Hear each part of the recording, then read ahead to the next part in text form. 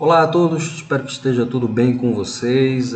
Meu nome é Diego Guedes e nós vamos estar juntos nesse módulo de cuidados farmacêuticos no sistema cardiovascular. Seria um módulo que eu gostaria muito de estar presente para que a gente pudesse interagir durante todo o final de semana, mas por motivos que fogem à nossa vontade, a gente vai ter que adaptar a esse módulo. Eu vou tentar o máximo possível fazer com que ele seja próximo daquilo que seria se nós estivéssemos juntos. Bom, sistema cardiovascular, a gente vai compreender tudo que envolve principalmente o coração e os nossos vasos. Então, como a regulação desses mecanismos fisiológicos vão afetar, principalmente na utilização de medicamentos com o propósito de regular as funções fisiológicas. Aqui tem um breve histórico.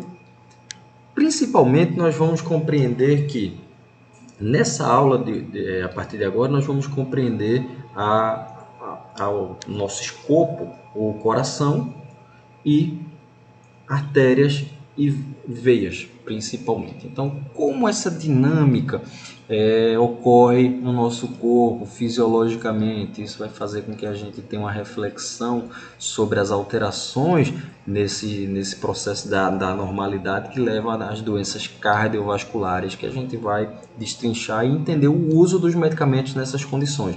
Por isso que nessa primeira aula, nesse primeiro vídeo, a gente vai focar nos mecanismos fisiológicos, compreender os mecanismos fisiológicos, para que a gente possa depois entender como é que os mecanismos fisiopatológicos se processam e a utilização dos medicamentos nessas condições. Então, anatomicamente, a gente vai ter o coração, a gente vai ter o estudo das veias e artérias. Então, o coração, o nosso órgão, é a bomba, é o órgão que vai fazer com que o sangue seja recebido e seja enviado, primeiramente para os pulmões, para que ele possa ser oxigenado, quando retornar, ser levado, encaminhado diretamente para os outros órgãos, para que a gente possa irrigar os órgãos. E com isso, a gente utiliza o sistema de veias e artérias e os capilares que vão realizar essa extensa rede de vasos, quilométrica rede de vasos no nosso organismo, que mantém o sangue, a perfusão sanguínea para os nossos órgãos, então mantém eles sempre alimentados. Então, anatomia cardíaca, vamos entender aqui, nós temos basicamente 4 câmaras. Eu tenho os átrios, átrio esquerdo e átrio direito, tem os ventrículos, ventrículo direito e o ventrículo esquerdo, que tem uma visão externa, né? Tem uma visão de fora, e aqui uma visão sobre uma perspectiva de um corte. Então, dentro da fisiologia normal, vamos lá, o sangue chega pela veia cava superior e inferior, chega dos diversos órgãos para o átrio direito. O átrio direito recebe, encaminha através da passagem pela válvula tricúspide, a partir do movimento de sístole, que a gente vai ver, para o ventrículo direito. O ventrículo direito recebe e encaminha para os pulmões, para o sangue ser oxigenado. O sangue chega oxigenado do pulmão, no átrio esquerdo, passa pela válvula mitral, a válvula atrioventricular esquerda, para o ventrículo, e o ventrículo vai, através da aorta, enviar para todo o organismo. A gente vai destrinchar todos esses mecanismos nos próximos slides, mas para que a gente entenda essa dinâmica. É uma dinâmica constante de recebimento e envio de sangue. Então, aqui por fora a gente tem a aorta, né, que é a nossa principal artéria, a veia cava, que tem o seu ramo superior e seu ramo inferior, que coleta tanto da parte superior do nosso corpo como da parte inferior. E principalmente a gente vai compreender aqui as artérias que irrigam o próprio coração. Por exemplo, aqui é a coronária, a artéria coronária que irriga o próprio coração. É um ramo que sai da artéria. Claro, não adianta você irrigar todo o corpo e esquecer de irrigar o próprio coração, de irrigar a própria bomba.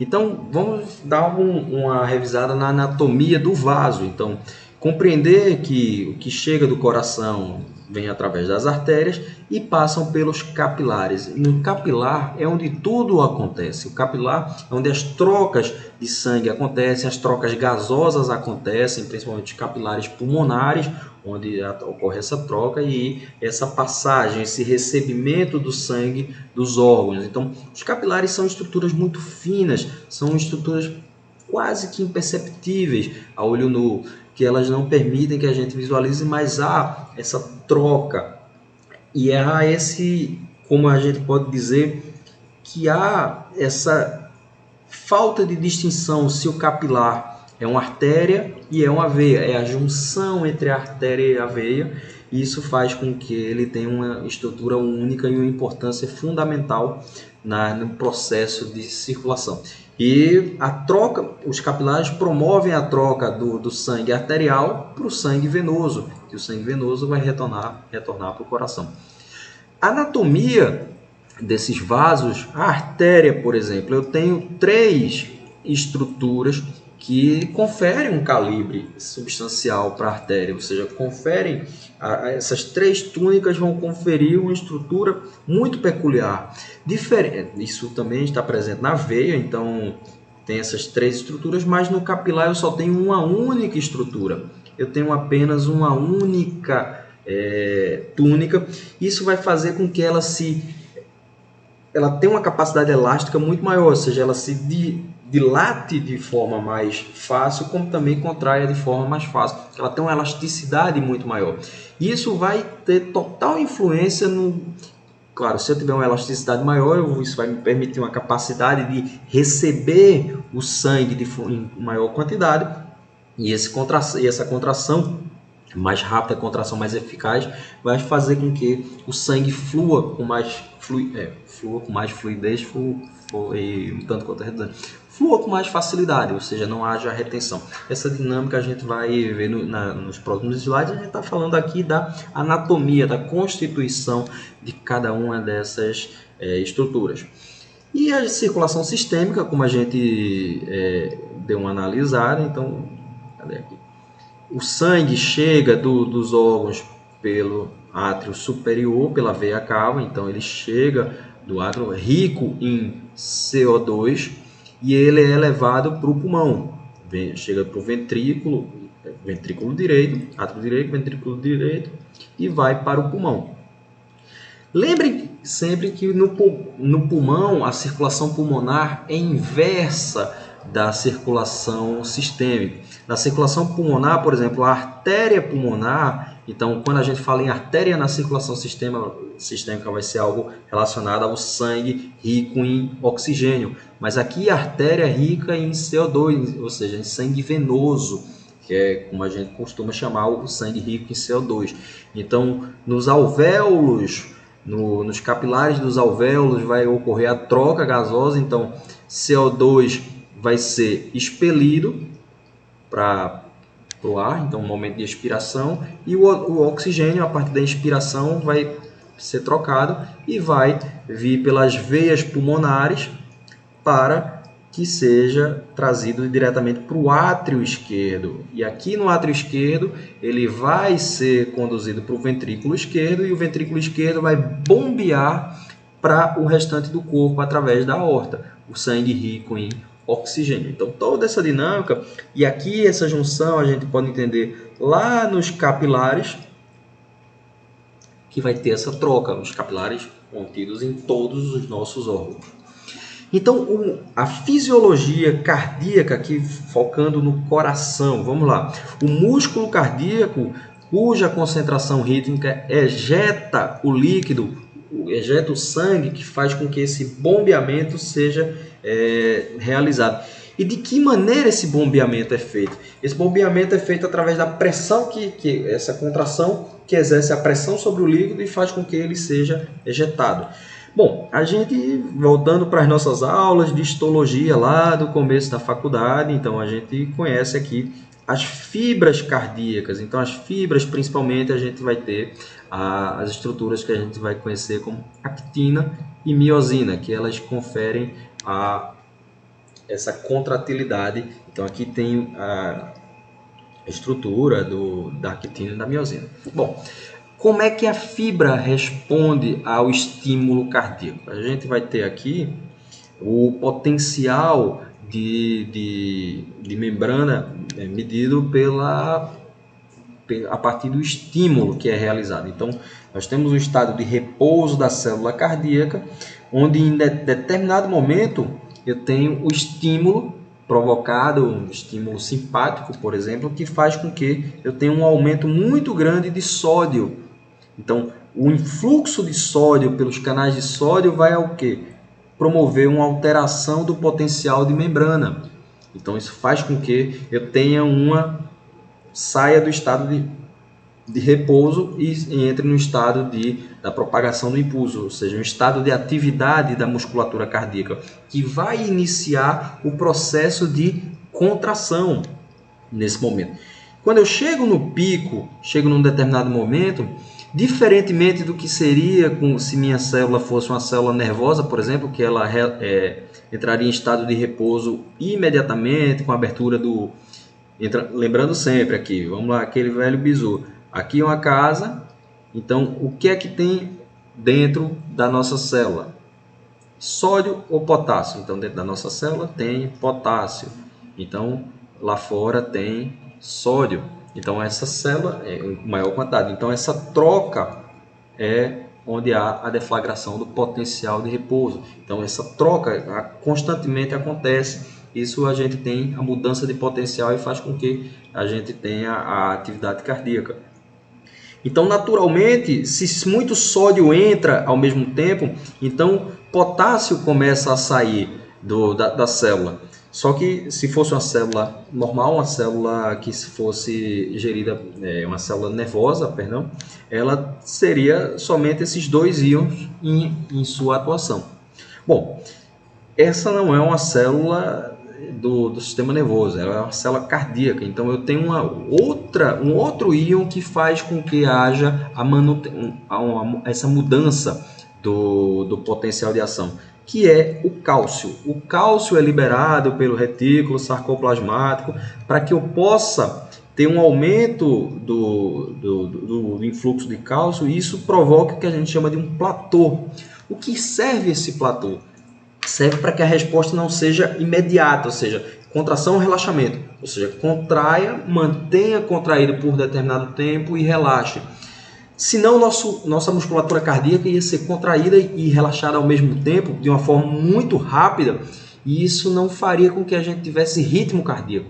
Isso faria com que o coração entrasse em colapso e ele não tivesse força suficiente para sustentar a sua contração. E aqui a gente vai... E aqui a gente vai ter, após o platô, o aumento do potássio. Então, isso entrando no estado de normalidade e voltando ao estado de repouso, para depois novamente ser deflagrado um novo impulso e novamente seguir. Por que eu preciso ter esses espaços? Porque senão eu teria muitos impulsos próximos um ao outro, e isso prejudicaria, claro, o meu processo de contração cardíaca.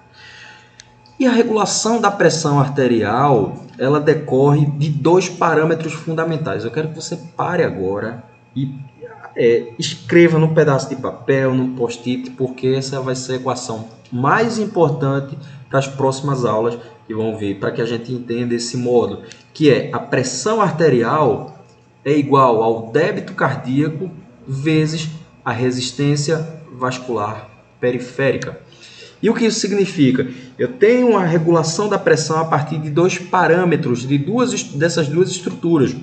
O débito cardíaco, que está envolvido com o coração diretamente, então o quanto que sai de sangue do coração, e a resistência vascular periférica, que está envolvida com os vasos. Então, quanto que os vasos estão resistentes à passagem do sangue, quanto há de complacência, que a gente chama, então, a permissividade da passagem do sangue, ou resistência da passagem do sangue. Então vamos entender aqui, por exemplo, a pressão arterial, ela sofre esses dois essas duas influências, o débito cardíaco e a resistência vascular periférica. Quando a gente avalia a resistência vascular periférica, a gente vai entender que pode estar envolvido a alteração do tônus basal. O tônus é a capacidade de contração e relaxamento, que é normal, se ela foge dos parâmetros fisiológicos. Se há uma descarga do sistema nervoso autônomo em excesso, por exemplo, um nível de estresse muito grande vai levar a uma descarga em excesso, que vai promover uma alteração do sistema nervoso autônomo, a regulação neuromoral também, que está intrinsecamente ligada, e o próprio metabolismo. O metabolismo pode levar a o que a gente chama de alteração dessa resposta vascular. E de que maneira? A gente vai ver, inclusive, como exemplo, um módulo sobre hipolipemiante, pacientes com dislipidemia, ou seja, acúmulo de colesterol nas artérias e veias, principalmente nas artérias, que é o grande problema. Esse acúmulo de gordura, esse acúmulo de colesterol, vai provocar que haja... Imagine o seguinte, eu tenho uma artéria, ela tem uma passagem, um cano, ela tem uma passagem que permite que o sangue flua com determinada fluidez. Mas se eu começo a acumular placas ateromatosas, isso vai fazer com que haja barreiras para que o sangue comece a fluir. Então, esse metabolismo alterado, que possa levar ao acúmulo de colesterol nas nossas artérias, vai promover a alteração da resistência, ou seja, eu vou aumentar a resistência vascular periférica. Eu vou ter pontos de resistência que vão impedir a fluidez do sangue. Então, lembrando, pressão arterial igual a débito cardíaco vezes resistência vascular periférica. Se eu aumento a resistência, eu aumento a pressão arterial. Ok?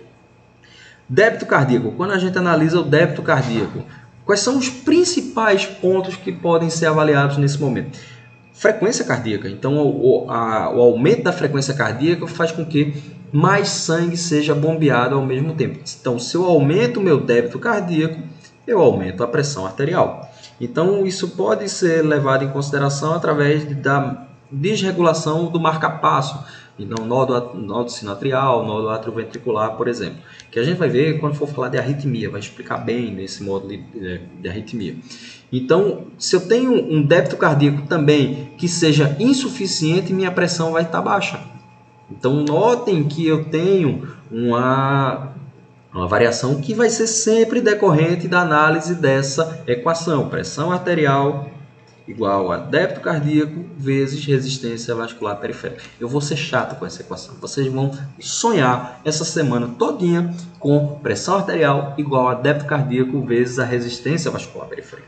Bom, quando a gente analisa o débito sistólico, ou seja, o débito, lembrando, sístole o movimento de contração, diástole o movimento de relaxamento da musculatura, tanto ventricular como atrial. Mas vamos lá. O volume sistólico ventricular, ou seja, o quanto que sai do coração a partir da contratilidade do ventrículo esquerdo. Aqui, vamos lá, o coração, o átrio, o ventrículo esquerdo aqui, ó, ventrículo esquerdo. O quanto que ele vai conseguir bombear de sangue através da aorta para o restante do coração. O restante do corpo. Então, essa contratilidade do ventrículo esquerdo, então precisa ser avaliada essa contratilidade, se está tendo uma resposta que seja satisfatória, que contraia de forma suficiente para ejetar o sangue. Por outro lado, nós vamos ter o volume diastólico, ou seja, o volume que, no momento que o átrio recebe a carga vinda do pulmão e passa para o ventrículo esquerdo, quanto que o ventrículo consegue suportar, encher essa cavidade. Então, tem muito a ver, principalmente, com a complacência. A complacência é a capacidade que tem de se adequar ao recebimento desse volume. Então, como que ele vai responder a essa fração que foi trazida de sangue pelo átrio que veio do pulmão e que ela precisa depois ser ejetada. Esse parâmetro que a gente vai entender, a gente vai analisar um fator que é a pré-carga cardíaca, a pré-carga da regulação cardiovascular. Isso tem a ver com o volume que vai ser ejetado. quanto do volume vai ser posto principalmente para as artérias, artéria aorta. Então, quanto que vai sair? Essa complacência, se eu tiver, por exemplo, falar aqui da complacência, okay, vamos lá.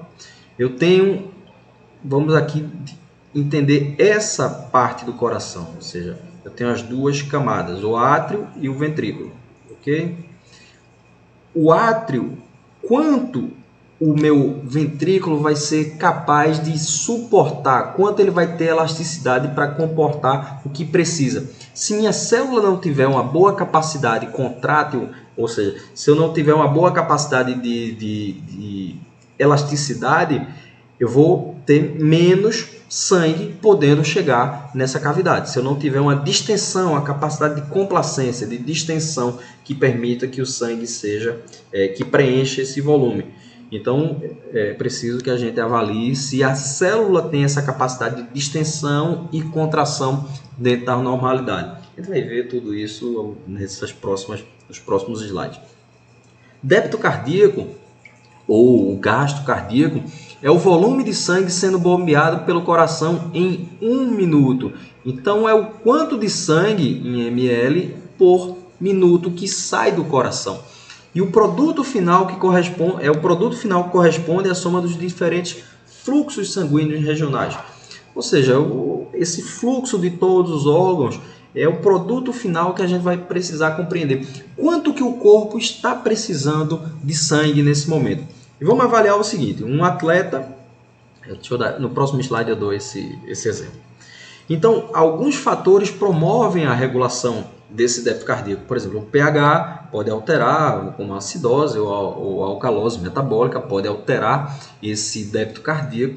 A fração de oxigênio pode aumentar também. O quanto de oxigênio está chegando da circulação pulmonar para ser bombeado. Então, como é que está essa minha troca gasosa? Como é que está a saturação do paciente? Então, isso daqui é importante a gente medir através do oxímetro de dedo, por exemplo, o quanto está sendo a saturação do paciente, o quanto de oxigênio está no sangue, contido no sangue. Então, a gente deve manter sempre o paciente acima de 95% da saturação de oxigênio no sangue do paciente. Se o paciente estiver abaixo disso, vai ter uma quantidade insuficiente de oxigênio e o corpo vai demandar que cada vez mais o coração forneça sangue, porque ele entende que precisa compensar de alguma maneira. Então, isso faz com que você aumente o débito cardíaco. E aumentar o débito cardíaco, significa aumentar a pressão arterial. Aumentar de alguma maneira que você tenha que aumentar a pressão. Então, o paciente com a saturação de oxigênio baixo pode ter o aumento da pressão e isso torna um risco para o paciente. Estímulo simpático, ou seja, quanto mais o meu sistema nervoso simpático estimular, maior vai ser o débito cardíaco, principalmente por aumento da frequência cardíaca. E as alterações de níveis hormonais, ou seja, quando eu posso alterar alguns hormônios que fazem com que o débito cardíaco aumente. Então, débito cardíaco, a gente falou lá da frequência cardíaca, né? Então, débito cardíaco vai ser a proporção entre a frequência cardíaca vezes o volume sistólico ejetado. E o que isso significa? Se no meu débito cardíaco, vamos lá, o número de batimentos por minuto vai ser multiplicado pelo volume que o meu coração consegue bombear o volume sistólico, no movimento de sístole ventricular. Então, o quanto que sai do coração, então o meu coração, tenho aqui, essa representação do coração é ótima, né? Então, do meu ventrículo esquerdo sai, o exemplo aqui, 50 ml, ok? Por cada batimento. Se eu tenho 100 batimentos por minuto, logo eu vou ter como débito cardíaco 5 litros em 1 minuto. Então, em 1 minuto, meu coração consegue bombear 5 litros. Isso é para um paciente que tem determinada frequência. Bom, algumas doenças podem alterar essa relação. Exemplo, um paciente que tem capacidade ventricular diminuída, por um crescimento anormal, aumento da parede, então ele perde essa elasticidade, então ele diminui, por exemplo, para 40 ml a fração de ejeção. A gente vai ver em doenças em algumas doenças que o paciente tem esse aumento do coração, aumento da parede ventricular e diminui a quantidade de volume que vai ser ejetado. Ok. Mas meu corpo precisa ainda de 5 litros, meus órgãos precisam de 5 litros. Então, eu tenho o débito cardíaco, que eu preciso que seja 5.000 ml, que é igual à frequência cardíaca, que eu não sei quanto é que é o parâmetro, sobre 40. Logo, eu vou compreender o quê? Se tenho volume sistólico, perdão, aqui é vezes, viu? Então, vamos lá. Minha frequência cardíaca, então, ela vai ter que aumentar na proporção de 5.000 para sobre 400. Então, 500 dividido por 40, ou seja, vai dar 100.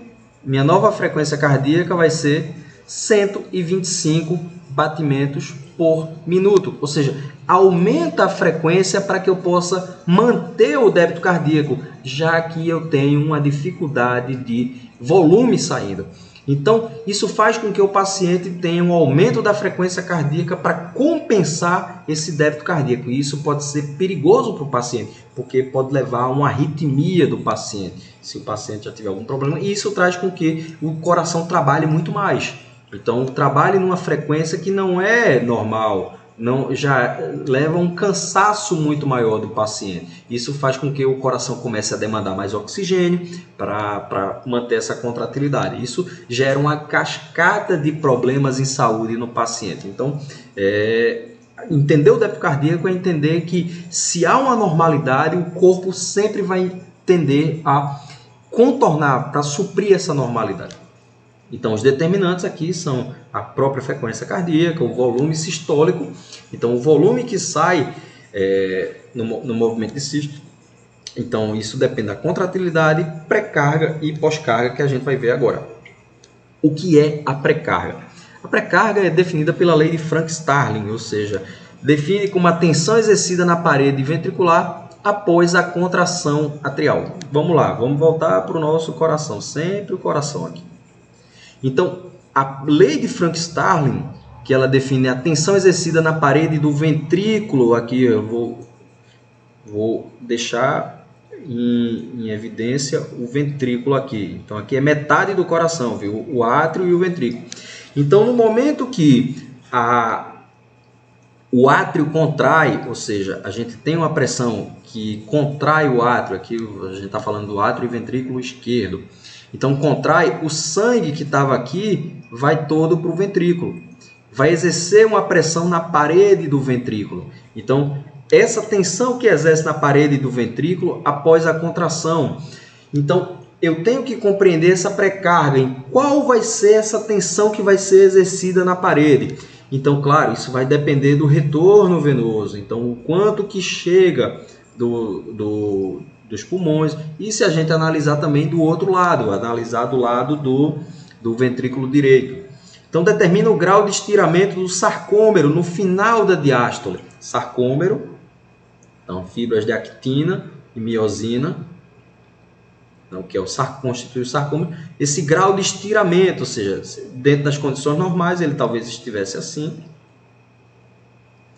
Aqui ele está contraído. E o grau de relaxamento. Então, determina o grau de estiramento, ou seja, o quanto eles se estiraram no final da diástole. Uma diástole, sístole, contração, diástole, relaxamento. Então, quanto maior o estiramento,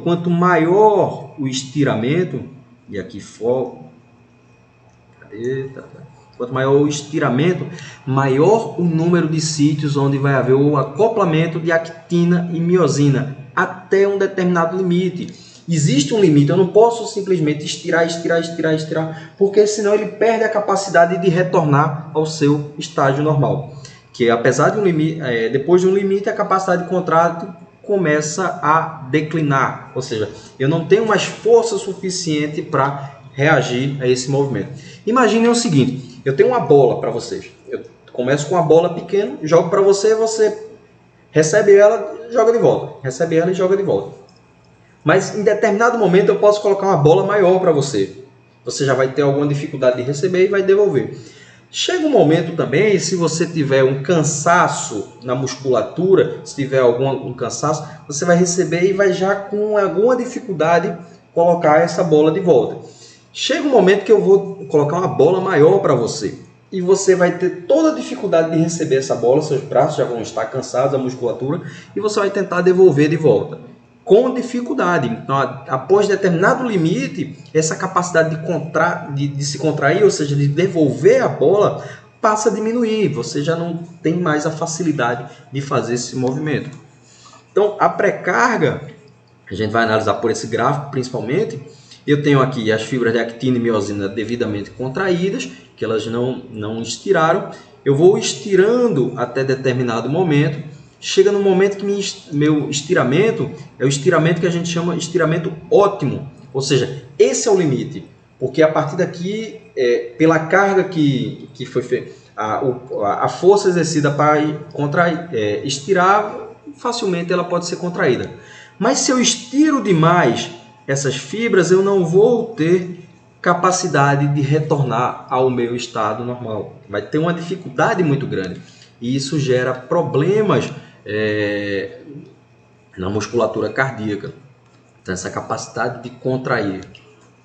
Então, a pré-carga é afetada pelo volume diastólico final, ou seja, o volume... Cadê o volume diastólico final? Então, no movimento, lembrando sempre o coração aqui, volume diastólico final, ou seja, sístole, contração, diástole, então, do ventrículo. Então, o volume que eu aumentei para poder abarcar essa carga que veio do ádrio. Então, quanto maior o meu volume que eu tiver recebido, então eu vou ter uma pré-carga maior, ou seja, existe uma pressão na parede do vaso. Mas eu não posso fazer com que lembra, a parede aqui no vaso, perdão, a pressão exercida na parede do ventrículo. Então, essa pressão tem que ser até determinado limite. Lembram do gráfico anterior? Porque se for uma pressão muito maior, que faça com que dilate muito, essa pressão cada vez maior, eu não vou ter a capacidade de retornar, ou seja, a pressão de volta. Então, vou perder essa capacidade. Isso vai causar o quê? Acúmulo de sangue, eu não consiga ejetar de forma satisfatória. Isso vai trazer retorno sanguíneo, isso vai atrapalhar o fluxo de sangue do meu coração. Isso vai trazer uma série de problemas que a gente vai ver mais tarde. Então, o volume diastólico final é o volume de enchimento dos ventrículos durante a diástole. Então, se eu tenho aqui o meu ventrículo com a quantidade de sangue pequena, claro, residual, mas aqui, por exemplo, se eu encher demais, aqui eu tenho uma capacidade, uma pressão muito maior de fora para dentro. Só que aqui eu tenho uma pressão de dentro para fora, ou seja, a pressão sobre a parede ventricular. Se eu passo demais desse ponto, minha pressão começa a ser muito maior aqui, eu não tenho capacidade da minha pressão externa compensar isso. Então, esse é um problema de pré-carga, ou seja, são algumas condições clínicas são relacionadas a problemas de pré-carga. Já a pós-carga, que é definida pela lei de Laplace, ou seja, onde a tensão exercida na parede vai ser igual a pressão vezes o raio sobre 2 vezes a espessura. Então, a gente não precisa se ater exatamente ao cálculo propriamente dito matemático, mas entender qual a correlação que existe aqui. Vou desenhar melhor aqui para você. Pressão vezes o raio sobre 2 vezes a espessura. Bom, define como a carga contra a qual o coração se contrai durante a sístole. E o que isso significa? Então, a carga contra a qual o coração se contrai durante o movimento de sístole depende, em sua grande parte, da complacência arterial e da resistência que determina a pressão arterial. Vamos lá, a gente exerce um parâmetro de mensuração que é a medida da pressão arterial. E a gente utiliza o quê? O esfingomanômetro, que é esse. Eita, gota, calma. O esfingomanômetro, onde a gente envolve o braço do paciente e mede através de um medidor de pressão, que é o esfingomanômetro aqui. Bom, e a gente mensura os movimentos a partir de um estetoscópio para avaliar os sons. Então vamos lá. Seria bom na prática, né? Mas é o que a gente tem, infelizmente, por enquanto. O que isso significa? É a carga contra a qual o coração contrai. Então, coração, ventrículo esquerdo aqui que vai jogar para a circulação e a aorta. Bom, nesse momento eu vou ter a ejeção. Vou desenhar melhor aqui para a gente compreender. Eu vou ter a ejeção do sangue contra a aorta. Então, se eu tenho uma resistência muito maior exercida sobre a parede do vaso, essa pressão que eu faço o movimento de contração da sístole, imagine o seguinte, aqui é o coração. Então, essa bolinha aqui é o coração. Eu tenho um movimento de sístole, diástole, sístole, diástole, sístole, diástole, ou seja, sístole. Então, o ventrículo está cheio aqui, ok? O ventrículo, a parte de baixo está cheia, então, no movimento de sístole, ela enche e o sangue flui pelos vasos.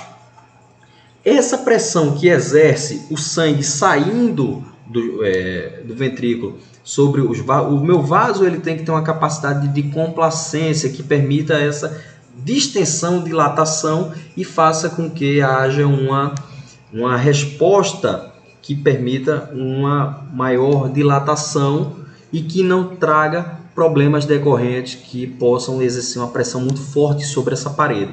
Se minha pressão de fora para dentro for muito grande, a minha pressão interna vai ter que ser muito grande. Isso traz problemas de pressão arterial. Então, na prática clínica, a pressão arterial pode ser utilizada como um parâmetro para estimar a pós-carga, sem que haja estenose aórtica ou alteração da complacência arterial.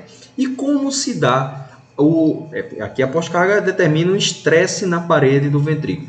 E como se dá a medida da pressão arterial? Eu tenho aqui, imaginando um vaso, né, os vasos principais, que a gente vai medir o som através deles.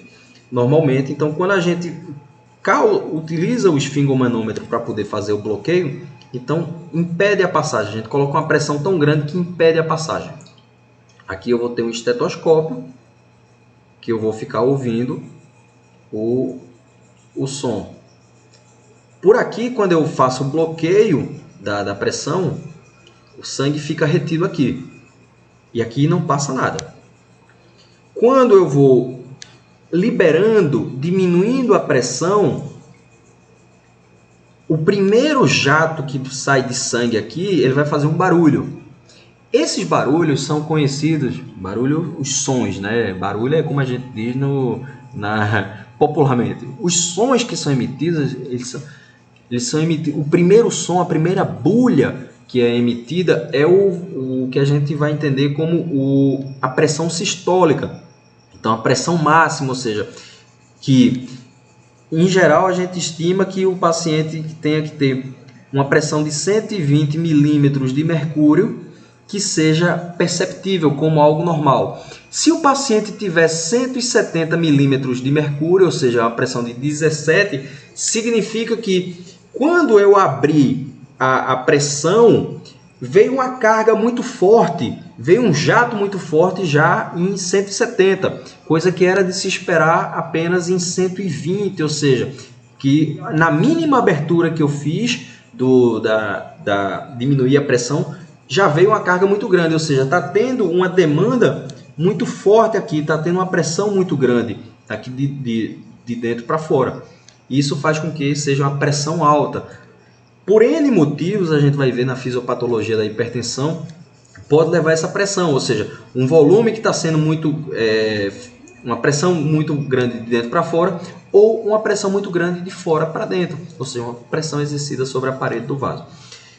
E o último barulho que, quando você deixa de ouvir os sons, é a pressão mínima, ou seja, Quando eu coloco, vou afrouxando aqui a pressão sistólica, e a pressão diastólica a gente avalia pelo ponto que quando a gente não ouve mais nenhum barulho, não ouve mais nenhum som, significa que é a pressão mínima que está sendo exercida sobre o vaso que permite a fluidez normal. E a gente espera que seja algo em torno de 80 milímetros de mercúrio. Mas se o paciente tiver essa pressão mínima em 120, por exemplo, significa que a pressão mínima dele está alta. Ou seja, a pressão que exerce, a pressão diastólica, ainda está muito alta. Isso faz com que a gente compreenda que o sangue, o coração, vem bombeando de forma descontrolada. E a parede dos vasos não tem,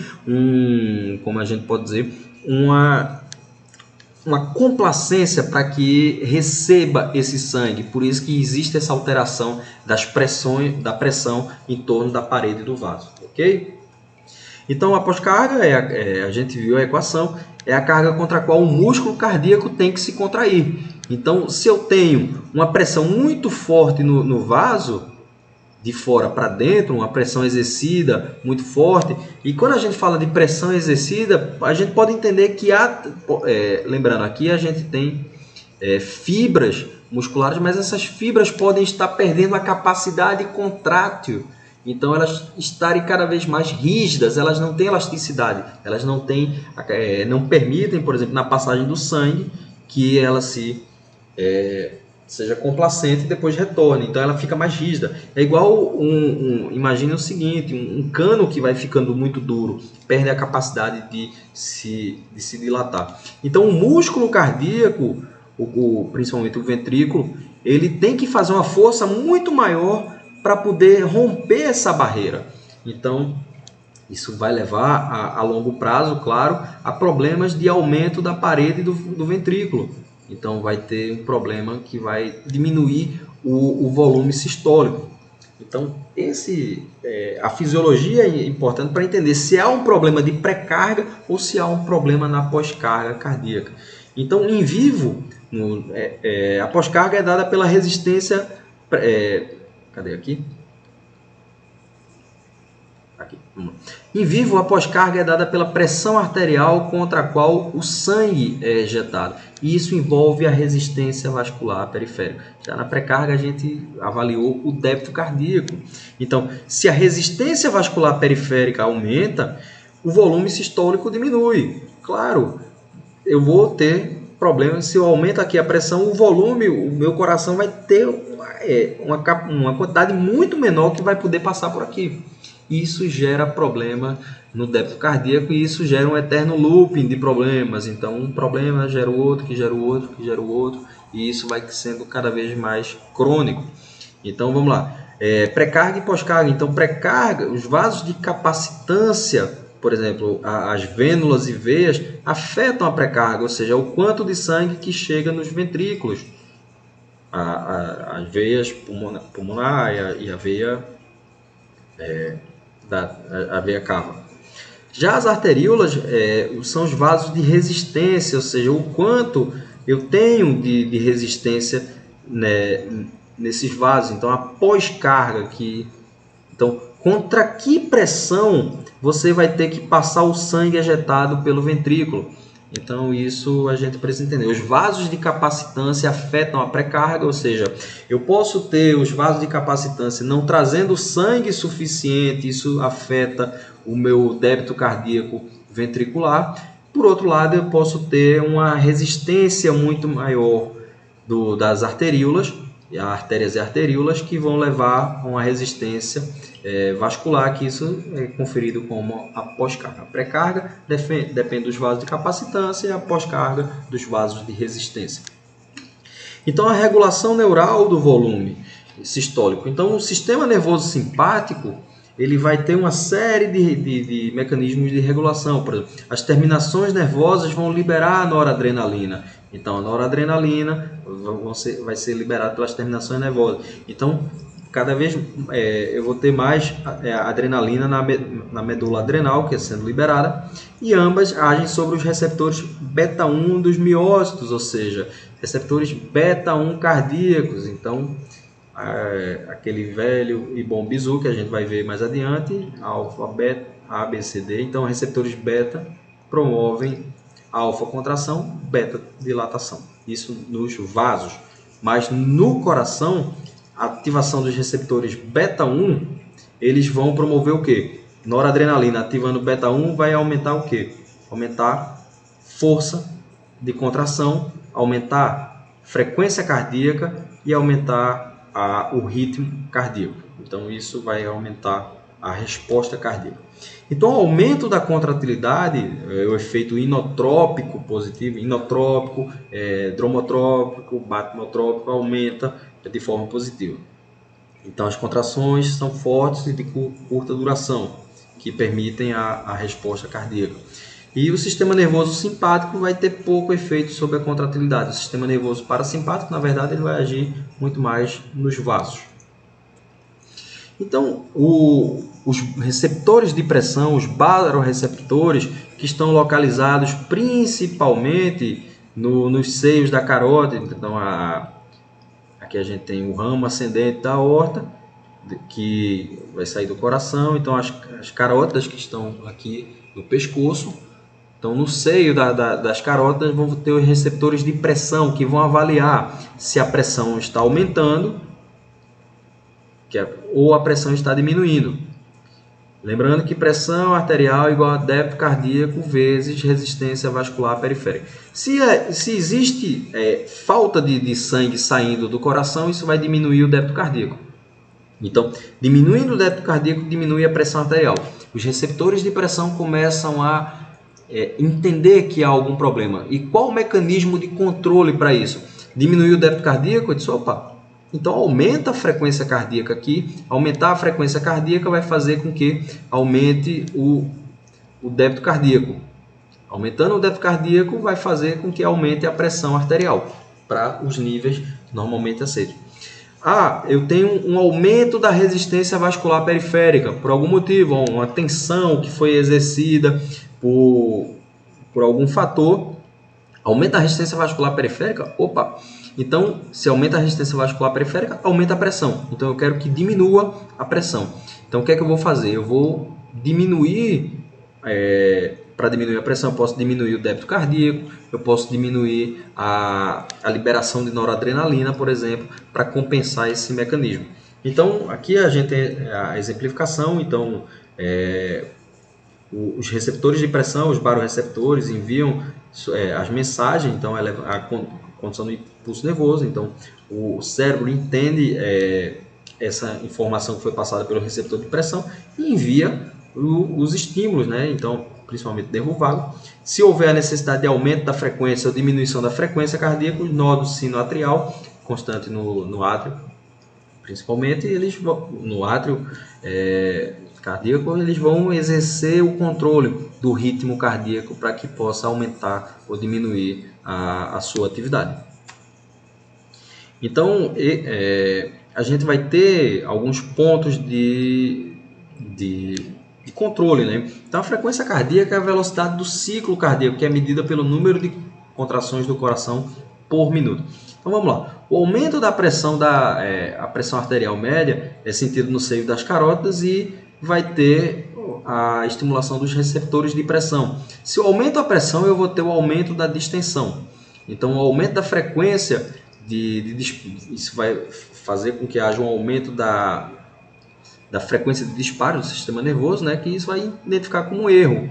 Então, vai ter uma série de mecanismos para corrigir, seja no coração, que eu vou ter a diminuição da frequência e da contratibilidade, para corrigir isso, ou eu vou ter no músculo, para diminuir a resistência e aumentar o volume que não seja estressado. Então, os receptores de pressão vão regular esse movimento. Então, se eu tenho um aumento da pressão, se eu tenho um aumento de uma distensão nos vasos, que é sentida por esses receptores de pressão, significa que a pressão aumentou, o volume que passou aumentou. Então, eu tenho que enviar informações para dizer, eu tenho que baixar a frequência, porque baixando a frequência eu posso baixar o volume diastólico. Por outro lado, eu posso ter o entendimento que não está chegando sangue da maneira, ou seja, diminuiu a distensão e isso pode ser danoso, porque isso não vai fazer com que alguns órgãos se irriguem, principalmente pelos receptores de pressão estarem localizados na parte superior do nosso organismo. Significa, de alguma maneira, que ele vai ajudar a proteger o cérebro, porque nosso cérebro precisa estar sendo constantemente irrigado. Então ele já envia um alerta para dizer, opa, aumenta aí a frequência cardíaca para aumentar o volume, o fluxo sanguíneo. Por outro lado, ele também vai enviar, se a minha pressão estiver baixa, ele vai enviar para os vasos e para as artérias para que eu aumente a pós-carga, ou seja, eu aumente a contratilidade dos vasos para fazer com que o sangue seja enviado para que aumente a pressão, para que chegue mais sangue lá no cérebro e no órgão que a gente tiver em análise. Então a frequência cardíaca ela tem alguns parâmetros que são considerados normais, por exemplo, para mulheres, para homens e até recém-nascidos. Então, a depender da idade, a gente tem uma frequência cardíaca estimada. Então vocês podem até ver, a gente não vai adiantar muito aqui esse comentário, mas um recém-nascido há 6 meses, por exemplo, um bebê, ele tem um batimento cardíaco muito grande. Então, às vezes até só um batimento muito alterado, mas a criança ela tem um coração pequeno e ele vai trabalhar mais, ele vai bombear mais, porque o volume sistólico é pequeno. Então precisa compensar de alguma maneira. Claro, ela vai crescendo, o coração vai crescendo também e vai adquirindo essa capacidade de se normalizar numa frequência menor. Então, algumas doenças cardiovasculares que a gente vai estudar a partir da perspectiva da análise dos medicamentos. Então, a hipertensão arterial sistêmica, o que é a hipertensão arterial, o que é a insuficiência cardíaca congestiva, o que é a angina, a arritmia e a dislipidemia. Ok? Então, nessa primeira etapa, a gente analisou a anatomia cardiovascular, a gente analisou a fisiologia cardiovascular, principalmente a fisiologia, entender os mecanismos de controle da pressão, da utilização dos receptores de pressão que vão sentir se há ou não a diminuição da pressão, o aumento da pressão. Lembrando sempre que pressão arterial igual a débito cardíaco vezes a resistência vascular periférica. E a gente vai entender, a partir de agora, compreendendo os mecanismos fisiopatológicos, de alguma maneira que os fármacos não vão produzir efeito, eles vão modular funções fisiológicas. Então essa primeira etapa foi para que a gente compreendesse as etapas de pré-carga, pós-carga, problemas que são decorrentes do mau funcionamento cardíaco, aumento da resistência vascular periférica, que é a pressão arterial, e como isso vai gerar um ciclo, uma espiral de condições clínicas que precisam ser controladas com o uso de medicamentos, que a gente vai compreender o uso dos medicamentos a partir da alteração fisiológica. Ok, pessoal? Até o próximo módulo e tudo de bom!